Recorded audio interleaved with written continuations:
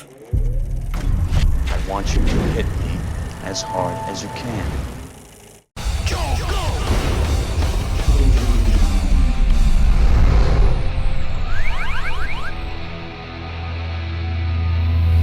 Yes, we've got plenty of superhero movies coming out this year, but none have been as eagerly awaited as a showdown between the Man of Steel and the Dark Knight in Batman vs. Superman: Dawn of Justice. And not just because it's a battle between the two most famous superheroes of all time. This is also the film that's going to kick the DC cinematic universe into high gear. And after the mixed reactions to Man of Steel, Zack Snyder sure has a lot to prove. But Zack can rest easy that it can't possibly go as downhill as the original Superman franchise did.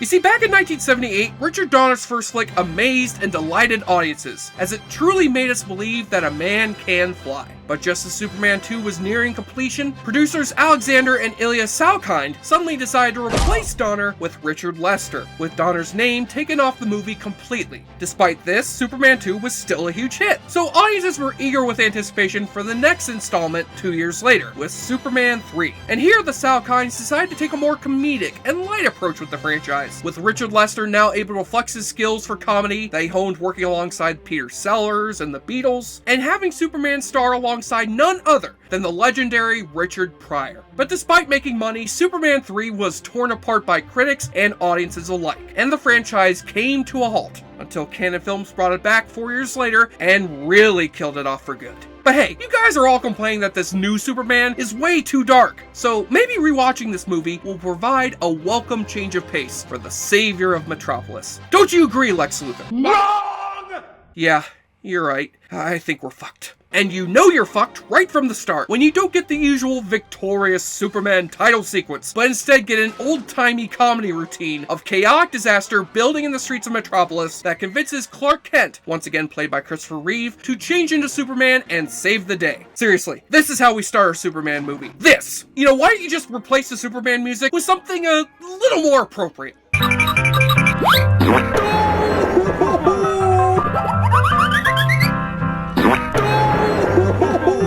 But then we're back to business as usual as Clark returns to the Daily Planet and bids farewell to his beloved Lois Lane, played by Margot Kidder, who is off to take a vacation to I pissed the producers off by siding with Richard Donner, so they're making me sit out this entire movie. Ville. So we get a new love interest in Clark's old high school sweetheart, Lana Lang, played by Annette O'Toole, who reunites with Clark when he attends his high school reunion in Smallville. But trouble is still brewing over in Metropolis, as unemployed deadbeat Gus Gorman, played by Richard Pryor, somehow lands a job as a computer programmer, and uses his computer skills to increase his pay by taking the remainders off of people's interest from bank transactions and putting them into his account. This sounds familiar. Yeah, they did in Superman 3. Right. Yeah. Underrated movie, actually. This captures the attention of the company's CEO, Ross Webster, played by Robert Vaughn, who played Napoleon Solo in The Man from U.N.C.L.E., who was played by current Superman Henry Cavill in the Guy Ritchie movie.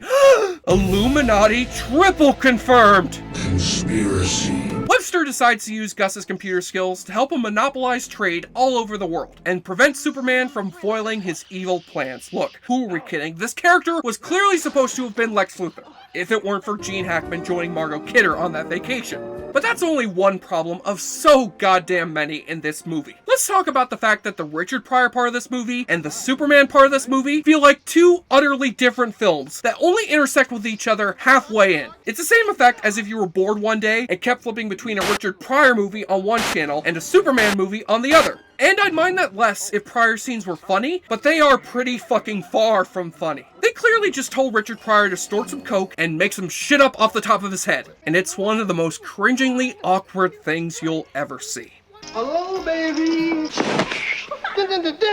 To write a peace treaty and have his ballpoint pen bust open. And the madness doesn't stop there. They've got Robert Vaughn trying to kill Superman with a fucking game of Missile Command. They've got Superman doing a black handshake with Richard Pryor. Thank you, brother. And they've got a scene where two crossing signs get in a fight with each other. This is not just a letdown from the first two movies. No, this is beating the franchise to death in front of you as you're being held down and forced to watch. Stop! Stop! He's already dead. bad. But even the most wretched pile of cinematic dung has got a few flowers growing out of it, and such is the case here. For one thing, Christopher Reeve is great as usual as Superman, and gets to flex his acting muscle when Gus tries to kill him with recreated kryptonite. But since Gus is forced to use tar as its unknown ingredient, What the hell, man? I'm smoking. it doesn't kill Superman, but instead turns him evil. And not only is it fun to see Superman act like a super dick, but it also leads to a fight scene between Clark Kent and the evil Superman. That's actually really well done, and would have been a great plotline for this movie to focus its full attention on, if we didn't keep getting subjected to the Richard Pryor coked off his ass fun time show. I mean, Superman 4 had an excuse to suck, seeing as it was from Canon Films, who were famous for not giving a fuck. But this was supposed to have been the epic follow-up to Superman 2, the epic fight between Superman and Zod. And what we got was a shitty Richard Pryor comedy Trojan horsed into a complete mess of a Superman movie. So if you're up for an epic disaster of Kryptonian proportions, it's pretty fascinating. But as a movie starring one of our most legendary superheroes and one of our most legendary comedians, well, let's just say that it makes the Superman musical look not so bad in comparison. Don't they know the strongest man can cry? Faster than the silver bullet, more powerful than a Ford locomotive. It's a bird, it's a plane. No, it's the awfully good drinking game. Take a shot or drink every time they mention computers in the dialogue. Computer technology is very advanced. Now they get these blasted computers. Never underestimate the power of computers. Oh yeah, you know what computers are. Those are the things that help make a video game where all Superman does is fly through fucking rings and pick up cars. Fuck me, Superman 64 was awful. Superman does something asshole-ish. Oh sure, Superman fucks with the Tower of Pisa and nobody complains. But have a movie where Superman nearly levels a fucking city and everyone loses their minds. They do some more wacky comedic hijinks. This shit isn't funny. Now that time that Batman got drunk and dressed up as Superman, Can't see my penis, can you? oh, now that shit was funny. And take a double shot when, well, you see Superman take a shot. As well as when you see the moment that scared all of us as kids, Robert Vaughn's sister turning into a robot. Sis? But then you rewatch it as an adult and realize she looks less like a robot and more like Ronnie Wood from the Rolling Stones. But hey, the Rolling Stones are pretty goddamn scary too.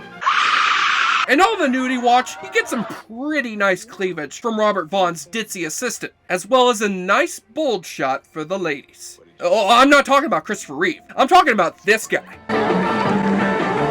Yeah, this guy's a DJ, more like JD for Jumbo Dick. On the enjoyableness continuum scale from Boulder Bruce, Superman 3 makes you wish Superman would fly around the Earth and turn back time so you could avoid watching this movie, and kneels before a 3 out of 10. Richard Pryor in a Superman movie? Not such a good idea. But Red Fox's Brainiac, on the other hand. You big dummy! I'm Jesse Schaefer, JoBlo.com, and forget Batman vs. Superman. I think the fight we all would have wanted to see was Superman versus Richard Pryor. Bury it.